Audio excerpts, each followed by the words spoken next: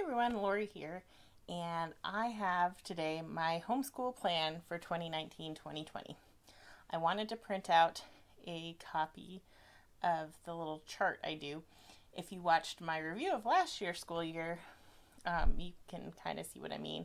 I make a little box for each girl with what she's doing each term. I plan 6 terms of 6 weeks, knowing that life gets in the way and things kind of happen.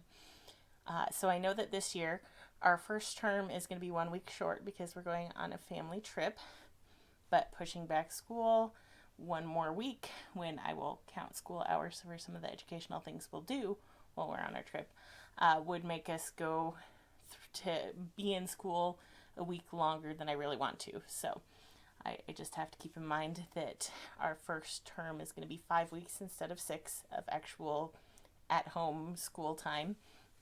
And then our third and fourth terms are when high school swim season happens. And Eva swam on the high school girls team last year, and she'll be swimming again this year. And Charlotte is going to be a team manager. So they'll both be kind of all over the place during swim season this year. So I'm going to get started with kind of our literature and language type stuff because, of course, being a giant book nerd, that's pretty much my favorite thing. So for literature this year, we'll be using British Literature by Janice Campbell. This is from the Institute for Excellence in Writing. It's the Excellence in Literature program. They have American, they have British, and they have something else. I just read the book list, and the girls agreed on this one. So we will be studying Chaucer. So I have the Canterbury Tales here. Spenser, that is the Fairy Queen, Book 1. I have not found a paper copy of that, but I have downloaded a Kindle copy. So worst case scenario, we use the Kindle. Shakespeare, that's the King Lear. Milton, we've got Paradise Lost. Austen is, I have a giant pile of books in my lap, and they're going to fall over. Just watch. Pride and Prejudice, with the BBC miniseries tie-in cover. And then Dickens, the book that it calls for is Great Expectations. We listened to that as a family about maybe 2 years ago, so I don't think we'll actually reread that. There's some other options, including Oliver Twist, and I can't remember what else, maybe David Copperfield. So probably what I'll have the girls do is substitute one of those other Dickens novels for Great Expectations. And then for the Brontes, got Wuthering Heights. I'm reading this with my book buddy right now, so I had to go dig it out of my book bag.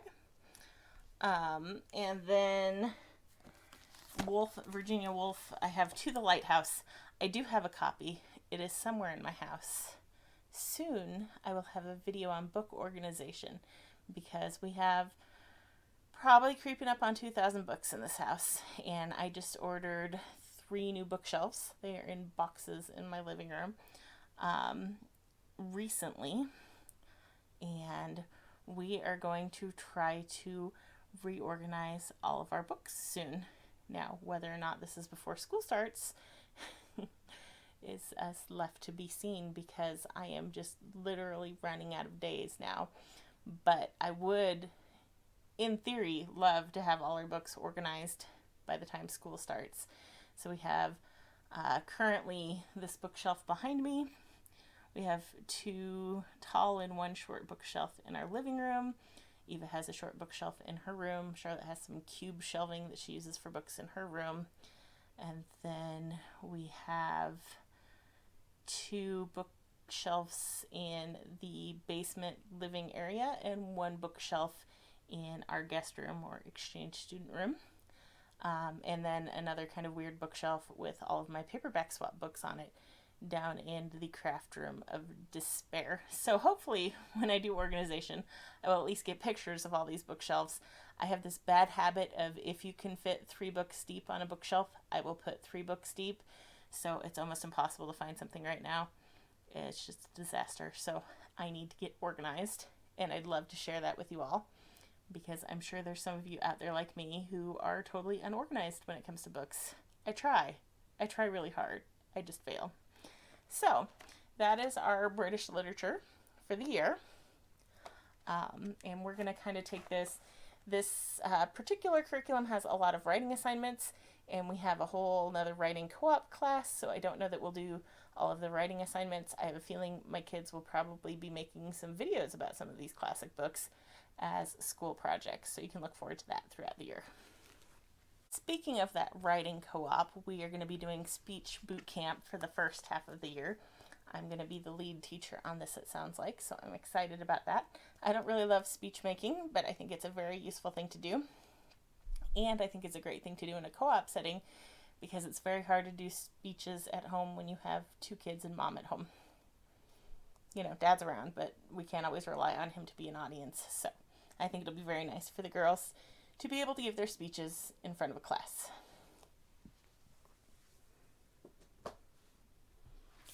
And then the second half, we will be doing some fiction writing using How to Write a Story by Lee Roddy as a guide. I do not have to be the lead teacher on this, and I am very thankful for that. And then other English language artsy type things that we'll have going this year with both girls is we fell off the wagon horribly with spelling last year. Now, I know most of the time you're not still doing spelling in high school, but Eva inherited my complete lack of ability to spell. Charlotte inherited her dad's ability to spell almost anything, so it's less critical for her. But we have used the Phonetic Zoo from Institute for Excellence in Writing. As my husband says, I will buy anything they sell. Fairly true, because here's yet another one. I believe Charlotte is finishing up level B, and Eva is somewhere in the middle of level C. But last year, I don't know that they did more than like 3 lessons all year long. It just was one of those things that they just didn't get to. So this year we're going to try to be better about getting to spelling, not because we have to do spelling, because, you know, they're old enough they could be done with spelling, but because I would like them to be good spellers, better spellers than me. That would be nice. And then in the grammar department, I really like to use the Institute for Excellence in Writing's Fix-It program. I have both the old Fix-It and these are the new Fix-Its. The old Fix-It was 5 stories to fix in one book, and then you could print the student pages. I do like the newer Fix-It a little bit better because it gives a lot more information. So for each week, it'll have some quiz, some vocabulary, and then it has the what to fix. So here's the sentence as it should be corrected, because this is the teacher's guide. I've printed out the student pages for my girls already. And then it tells you why everything is the way it is, which I find very helpful because I'm not always the best grammarian in terms of knowing why something is right. So it helps me that it tells me why things are right. So it gives lots more information than the older Fix-It. We used one of the old Fix-It stories last year. We did The Little Mermaid, and this year we'll be doing Chanticleer, which is based on Chaucer's Chanticleer and the Fox, I think. Yes, it's in the Nun's Priest's Tale in Chaucer. So Chaucer, lots of Chaucer this year. I may also make them memorize part of it in Middle English because I had to do that in high school, and it just seems like the sort of thing you have to do because English teachers can be evil. Okay, so continuing on things that we're doing together, we will be doing history together, but as I said in my homeschool book haul, I have no idea what we're doing yet. So that is TBD. That's what it says on my plan.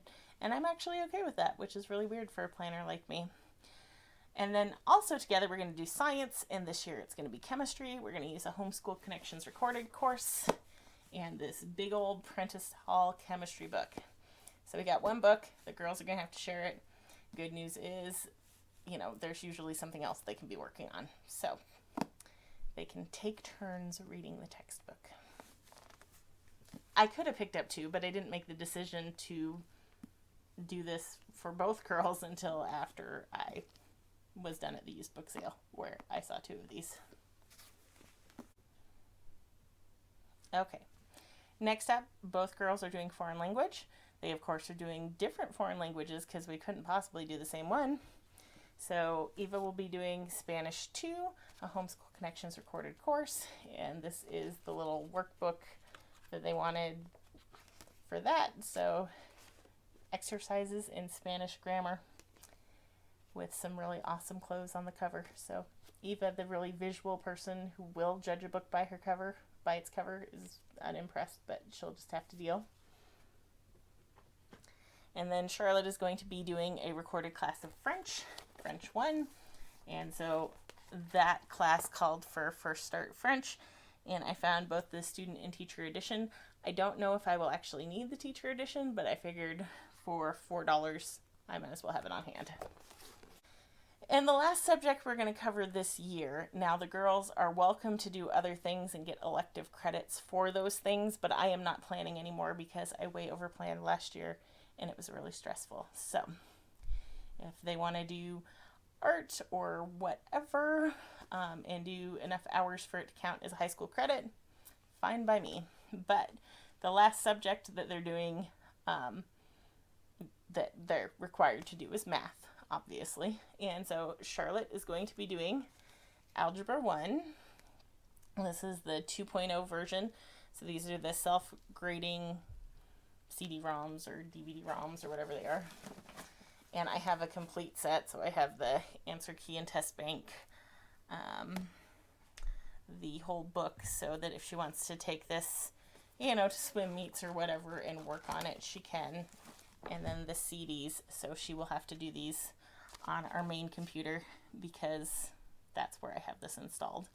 And then I also, at the homeschool conference, paid for a year's subscription for Eva for the Teaching Textbooks 3.0, which is the online version for Algebra 2. So we got Algebra 1 and Algebra 2 going this year. So honestly, a lot of times I try to block schedule things, but we're now getting to the point where it's harder and harder to block schedule things. So all of these classes are going to pretty much take the entire year to get through. So it's kind of a mindset change for me to kind of be flexible with, I kind of like not having to do science and history at the same time. And I may look into if there's going to be a way for us to finish chemistry, do it as more of a block schedule sort of thing and finish it in half the year and do history the other half of the year. But that's the only class we have that really is going to be blockable at all. So we may block those into first half of the year and second half of the year, or we may just do them both all the way through. I haven't wholeheartedly decided yet. So that is our plan for the 2019-2020 school year. So at the end of the school year, we can come back and look at my plan and see what we failed at, because I'm sure there's going to be something that's just going to be some sort of train wreck, because in homeschooling, there's always something that goes not the way you planned. So anyway, thanks for watching. Please feel free to like this video if you like homeschooling content. Let me know in the comment if you're homeschooling, what resources you're going to be using, what classes you're teaching this year. I'd love to hear so that I can get great ideas for maybe next year, since this year is planned. Anyway, I hope you have a wonderful day. Talk to you later.